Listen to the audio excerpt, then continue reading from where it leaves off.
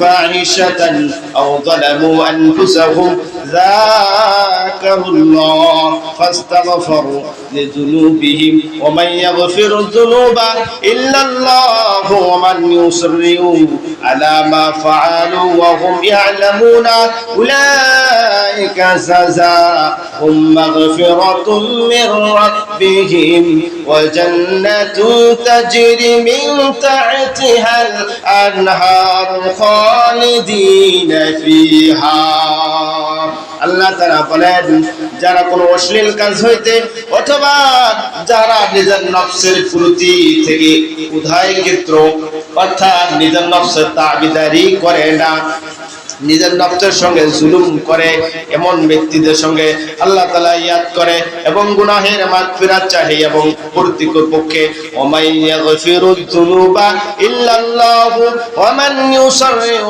মা ফাআলু, এবং আল্লাহ ছাড়া কোনো মাবুদ নেই, কোনো মাফ করনেওয়ালা নাই। এই দোয়াগুলো যেমন কোনো ব্যক্তি পাঠ করতে থাকে, পাঠ করে আমি আল্লাহ তাআলা বলি যখন প্রার্থনার মধ্যে এমন করে দোয়া চাই আমি আল্লাহ তাআলা তার দোয়া কবুল না করে তাকে মাফ না করে থাকতে পারি না। কিয়ামতের ময়দানে যে সময় ওয়ামান ইয়াগফিরু যুনুবা ইল্লাল্লাহু ওয়া মান ইউসাররিহু আলা মা ফাআলু ওয়া হুম ইয়ালামুনা জাযাহুম মাগফিরাতুম মিন রাব্বিহিম ওয়া জান্নাতুন তাজরি মিন তাহতিহাল আনহার।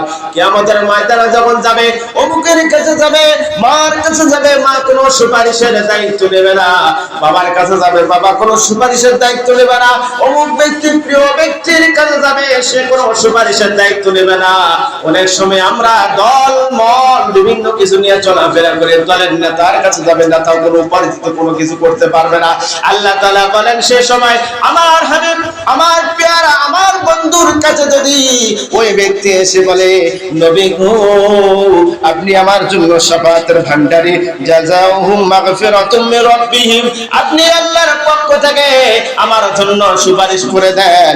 আল্লাহ তাআলা বলেন আমি সেই সুপারিশ গ্রহণ করব, শুধু তাই নয় ওয়া জান্নাতুন তাজরি মিন তাহতিহাল আনহার, এমন একটি জান্নাত দিব যার নিচ দিয়া নহর প্রবাহিত হইতে থাকবে। সুবহানাল্লাহ বলবেন না? সবাই মনে বাসাতে রাগ করে আসছে, বাড়ি বলে আসছে যে আজকে মসজিদে হুজুর যাই ওয়াজ করুক সুবহানাল্লাহ আমি করব। এমনটি কোনো নিয়ত করা আছে নাকি? আমার নিয়ত যদি না করা থাকে সুবহানাল্লাহ বলতে হবে। এবং শুধু তাই নয় ওয়া নি'মাত আজরুল আমিলিনা, আর নেক আমলকারীদের জন্য আল্লাহ তাআলা সেই দিন পুরস্কার রেখেছেন, সেই পুরস্কারগুলো প্রতিফল কতই না চমৎকার হবে আমরা বুঝতে পারি না। আবার কোন সময় কি এটা ধারণা করি, কোন সময় ধারণা করি না যে আমি যদি মারা যাই, আমি যদি আমল করতে পারি, আমল করার পর যদি মারা যায় আল্লাহ কেমন জান্নাতটা আমার জন্য রেখেছেন। আমরা তো জান্নাতের আশাই করি না, এমন অবস্থা হয়ে গেছে কিনা। যদি জান্নাতের আশা করতাম তাহলে তো সমস্ত গুনার পথ যেগুলো সব কিছু আছে এগুলো সবগুলো ছেড়ে দিতাম।